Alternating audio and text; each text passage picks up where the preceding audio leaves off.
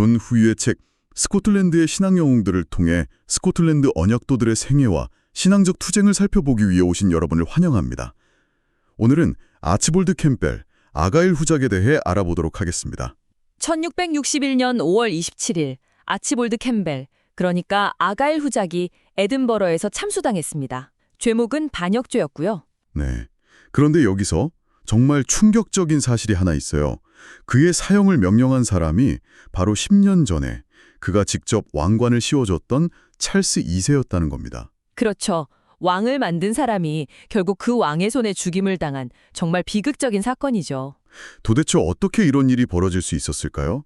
오늘 저희는 이 자료를 통해서 스코틀랜드 최고 권력자가 어떻게 순교자가 되었는지 그 비극적인 여정을 한번 깊이 파고들어 보려고 합니다. 이건 사실 한 개인의 비극을 넘어서는 이야기라고 볼 수 있어요. 신념과 정치, 또 충성과 배신 같은 것들이 한 사람의 삶을 어떻게 송두리째 흔드는지를 보여주는 굉장히 중요한 사례거든요. 네. 그의 삶의 핵심에는 이런 질문이 있는 것 같아요. 과연 한 사람이 경건한 신앙인이면서 동시에 아주 유능한 정치가가 될 수 있는가? 아가일 후작은 그 두 가지 모두가 되려고 했고 바로 그 점이 그를 비극으로 이끈 겁니다. 아, 그렇군요. 예언자와 정치가 그 두 가지 역할을 동시에 하려고 했던 인물의 이야기라니 벌써부터 굉장히 흥미롭습니다. 그럼 그가 어떻게 그런 인물이 되었는지 그의 젊은 시절부터 한번 살펴보죠. 네, 이 자료를 보면 그는 처음부터 신념이 아주 확고했던 인물로 묘사되네요. 맞습니다. 그의 신념이 처음으로 공개적으로 드러난 사건이 1638년에 있었어요. 당시 세뮤엘 러더퍼드라는 아주 저명한 인물이 있었는데 이 사람이 국교회에 순응하지 않는다는 이유로 고등법원에 소환이 됐거든요. 네, 그때 아가일이 직접 그를 위해 중재에 나선 겁니다. 이건 단순히 개인적인 호의를 베푼 게 아니었어요. 아, 그러니까 당시 왕이 강요하던 정책에 공개적으로 반기를 든 셈이군요. 바로 그겁니다. 당시 왕과 주교들은 감독제, 그러니까 왕이 임명한 주교가 교회를 다스리는 방식을 강요하고 있었거든요. 하지만 스코틀랜드의 많은 사람들은 장로들이 교회를 이끌어야 하는 장로교 원칙을 믿었죠. 네, 그렇죠. 아가일의 행동은 바로 이 장로교 신앙을 지키려는 사람들을 최고 귀족인 자신이 공개적으로 지지한다는 선언이었습니다. 자신의 모든 정치적 자산을 건 거죠. 그리고 그의 인생의 결정적인 전환점이 된 사건이 바로 글래스고 총회였군요. 국왕의 자문관, 그러니까 왕의 최측근이었는데도 총회의 모든 회의에 다 참석했다는 대목이 아주 인상적입니다. 이 기록에서 정말 흥미로운 부분이 있어요. 그가 회의를 그냥 지켜보기만 한 게 아니라는 점입니다. 가장 끈기 있는 태도로 감독제와 퍼스 5개 조항이라는 문란 많은 예배의식에 대한 모든 논쟁을 처음부터 끝까지 다 들었다고 해요. 아, 그냥 자리를 지킨 게 아니라 정말 경청을 했군요. 네, 당시 장로교도들에게 이 조항들은 교회의 순수성을 해치고 카톨릭으로 돌아가려는 시도로 보였거든요. 아가일은 이 신학적, 정치적 싸움의 핵심을 전부 지켜본 후에야 총회의 결정에 전적으로 만족한다고 선언했습니다. 맹목적으로 편을 든 게 아니라 충분히 듣고 이성적으로 판단한 끝에 자신의 길을 정했다는 거군요. 바로 그겁니다. 나중에 사람들이 왜 더 일찍 언약도 편에 서지 않았냐고 물었을 때 그가 남긴 대답이 있더라고요. 궁정에 머물면서 잘못된 것들을 바로 잡을 수 있으리라는 희망 때문이었습니다. 바로 그 지점에서 그의 깊은 고뇌가 느껴져요. 그는 체제 내에서 권력의 가장 중심부에서 개혁을 시도했던 겁니다. 하지만 결국 깨달은 거죠. 아, 이제는 안 되겠다. 네, 여기서 더 버티는 건 내 신앙과 양심, 그리고 조국을 배신하는 일이다. 그래서 모든 기득권을 내려놓고 저항의 길을 택하기로 결심한 겁니다. 이 선택이 그의 남은 생을 전부 결정지었습니다. 그리고 그의 신념은 말로만 그치지 않았습니다. 1639년에 언약도들이 스스로를 지키려고 군대를 일으켰을 때 그는 자신의 사비로 군대를 조직해서 직접 전장에 나섰어요. 네, 맞습니다. 처음에는 400명, 나중에는 900명까지 군사를 늘렸다고 하죠. 이건 정말 단순한 정치적 후원을 넘어선 행동 아닌가요? 물론입니다. 당시 귀족이 사병을 두는 게 드문 일은 아니었지만 아가엘의 경우는 달랐어요. 국가와 교회를 지킨다는 대의를 위해서 자기 전 재산과 영향력을 쏟아부었다는 점에서 완전히 다른 거죠. 실질적인 지휘관 역할도 했고요. 그렇죠. 아란섬의 브로딕성을 저항 없이 점령하는 성과를 내기도 했습니다. 단순한 정치가가 아니라 행동하는 지도자였던 겁니다. 당연히 이런 활동은 수많은 적을 만들었겠죠. 특히 그의 평생의 정적인 몬트루즈 백작이 퍼뜨린 소문은 정말 악의적이었습니다. 네, 그가 왕을 폐위할 수 있는 3가지 법적 근거를 논했다는 내용이었죠. 그를 반역자로 놀아 죽이려는 정말 치명적인 공격이었네요. 맞습니다. 제임스 스튜어트라는 인물이 증인으로 나서기까지 했지만 결국 모든 것이 거짓으로 꾸며낸 것임이 밝혀졌습니다. 그 스튜어트는 위증죄로 사형을 선고받고 깊은 참회 속에서 죽음을 맞이했죠. 이 사건 하나만 봐도 당시 아가일을 둘러싼 정치적 암투가 얼마나 살벌했는지 짐작이 갑니다. 정말 살얼음판 같았을 겁니다. 그런데 정말 아이러니한 건 이런 암투 속에서도 한때 찰스 1세가 아가일을 엄청나게 신임했다는 기록이 있다는 거예요. 1641년에는 왕이 직접 의회에 와서 그를 후작으로 승격시켜주기까지 했어요. 하지만 바로 그 직후에 사건이라고 불리는 또 다른 암살 음모가 벌어집니다. 또요? 네, 아가일과 해밀턴 후작을 시기한 귀족들이 그들을 한밤중에 속여서 납치하고 살해하려 했던 계획이죠. 이 음모는 다행히 사전에 누설돼서 2사람은 목숨을 건졌습니다. 잠깐만요. 더 충격적인 건 이 음모에 가담했던 자들이 청원서 한 장으로 전부 사면을 받았다는 사실입니다.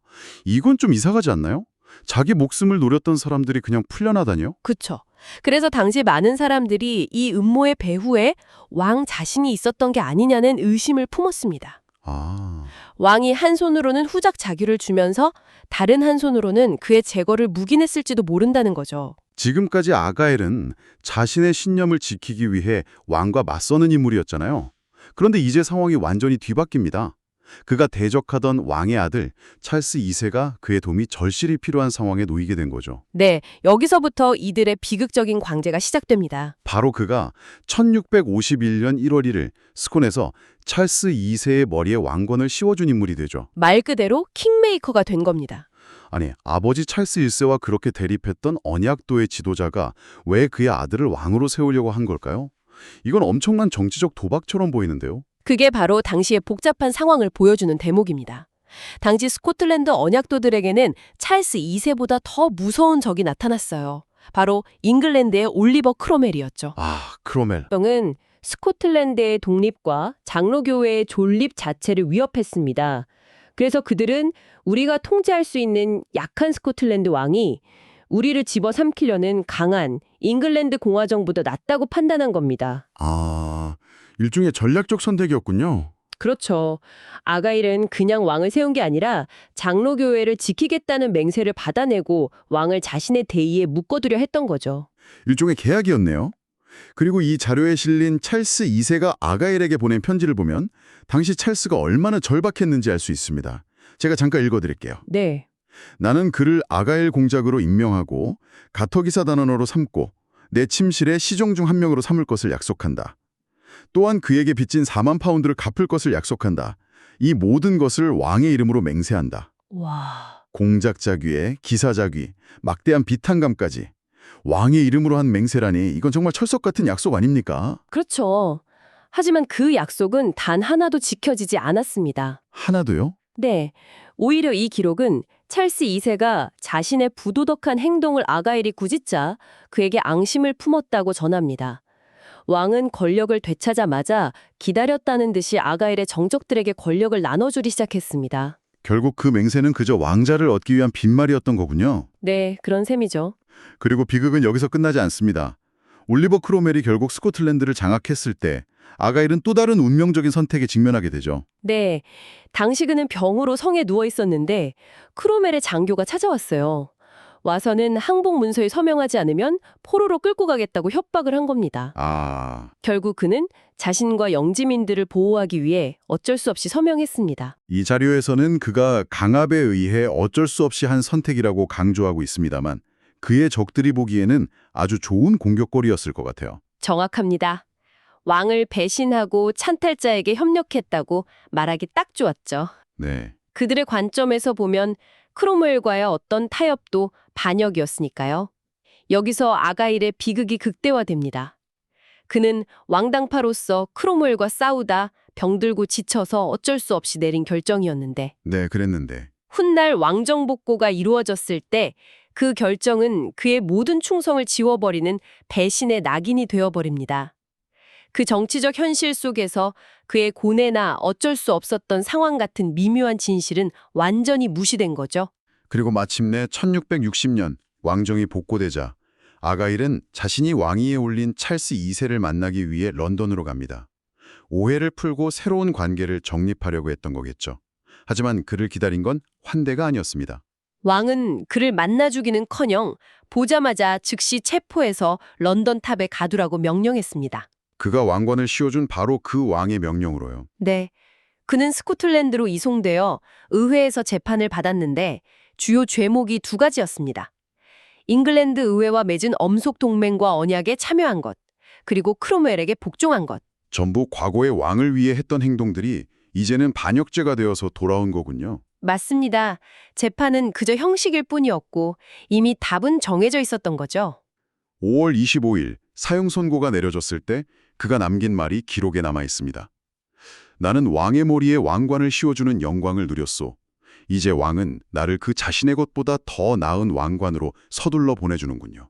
이 말 한마디에 체념과 동시에 어떤 초월적인 신앙이 느껴지는 것 같아요. 네, 정말 그렇네요. 그의 마지막 순간들은 놀라울 정도로 평온하고 위엄 있었습니다. 감옥에서 아내를 위로하면서 그들이 나를 어디에 가두든 하나님은 가둘 수 없소 라고 말했고 사형 집행 전날 밤에는 아기처럼 평온하게 잠이 들었다고 해요. 그의 평온함이 오히려 주변 사람들을 더 슬프게 만들었겠네요. 그렇죠.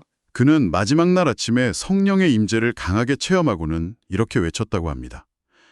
하나님께서 방금 내게 말씀하시기를 아들아, 기운을 내어라. 네 죄가 용서받았느니라 하시는구나. 마치 자신의 죽음이 끝이 아니라 영원한 본향으로 가는 과정임을 확신하는 사람처럼 보입니다. 그는 나는 로마인처럼 죽을 수도 있지만 기독교인처럼 죽기를 택하겠다는 말을 남기고 형장으로 향했습니다. 네, 한 지인이 단두대에 오르기 직전 그의 손을 잡아 보았는데 조금의 떨림도 없었다고 합니다. 그리고 그는 메이든이라 불리는 단두대에서 생을 마감했죠. 네, 그 메이드는 스코틀랜드식 단두대인데 아이러니하게도 한때 스코틀랜드의 고위층이 더 인도적인 처형을 위해 도입했던 기구입니다. 이제는 바로 그 고위층을 처형하는 데 쓰인 거죠. 그의 머리는 그의 숙적이었던 몬트로즈의 머리가 걸렸던 바로 그 자리에 대신 걸렸습니다. 한 시대의 비극적인 끝을 상징하는 장면이었죠. 이렇게 아가일 후작은 교황제로부터의 종교개혁 이후 스코틀랜드 장로교를 위한 첫 순교자가 되었습니다. 이 자료는 그를 기독교인으로서의 경건함, 조언가로서의 지혜, 순교자로서의 품격, 그리고 왕으로서의 영혼을 가졌던 인물이라고 높이 평가하고 있네요. 네, 그는 한 시대의 경랑 속에서 자신의 신념과 국가, 그리고 왕 사이에서 끊임없이 불가능한 선택을 내려야 했던 인물입니다. 결국 그는 정치적 현실에 타협하기보다는 자신의 신념을 지키다 죽는 길을 택했죠. 네, 그의 삶은 결국 무엇을 위해 살고 무엇을 위해 죽을 것인가라는 아주 근원적인 질문을 우리에게 던져줍니다. 오늘 아가일 후작의 삶을 돌아보니 맨 처음 던졌던 질문으로 다시 돌아가게 됩니다. 아가일은 자신의 사람들을 보호하기 위해 어쩔 수 없이 크롬웰에게 복종했다는 이유로 반역자가 되어 처형당했습니다. 네, 반면 그의 죽음을 명령한 왕은 왕의 이름으로 했던 수많은 약속들을 헌신짝처럼 버렸죠. 여기서 여러분께 한 가지 질문을 남기고 싶습니다. 정치적 현실과 개인의 신념이 충돌할 때 진정한 충성은 어디를 향해야 할까요? 그리고 한 지도자가 불완전한 권위와 백성의 안전 사이에서 선택을 강요당할 때 과연 완벽하게 옳은 답이 존재할 수 있을까요?